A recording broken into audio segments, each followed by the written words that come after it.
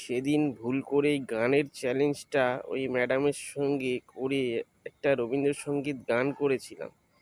তোমরা আমাকে এমন খাওয়ালে যে দাদা কি সুন্দর গলা, ঠান্ডা ফান্ডা লেগেছিল, গলা ফলা ভারী হয়েছিল। এই জানি না কি ভালো লেগেছে, কারণ সব সময় তো দেখো যে ওই হাসি মজাক করি, এর পেছনে ওর পেছনে কাটি করি।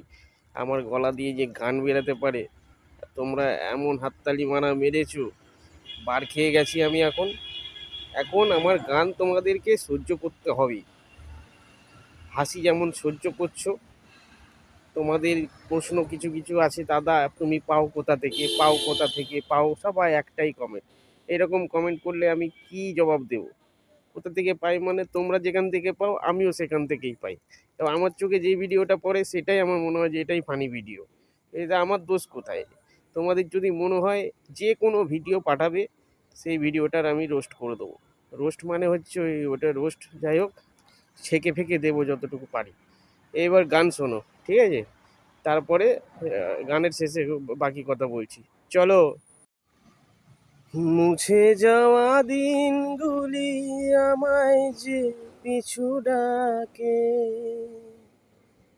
স্মৃতি যেন আমার এই হৃদয়ের বেদনায় রঙে রঙে ছবি আঁকে। মুছে যাওয়া দিনগুলি আমায় যে পিছু ডাকে, স্মৃতি যেন আমার এই হৃদয়ের বেদনায় রঙে রঙে ছবি আঁকে।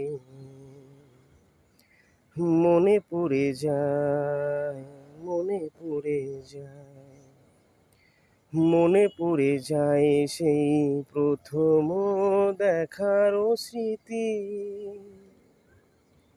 মনে পড়ে যায় সেই হৃদয় দেবার তিথি। দুজনার দুটি পথ মিশে গেল এক হয়ে নতুন পথের বাঁকে।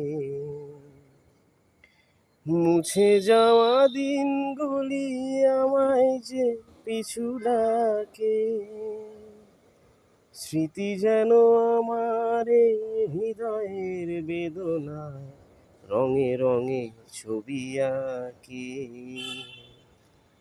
নমস্কার, আমি বং বারিস্তা। আমার গানটি কেমন লাগলো কমেন্ট করে জানিও। আর লাইক শেয়ার ফেয়ার এইগুলো না করলেও হবে, কমেন্ট করো। আর কিন্তু ওই মিথ্যা কথা বলবে না, দাদা স্যাটা ভাঙা গিয়েছো, স্যাটা ভাঙা গিয়েছো, ওই যেটা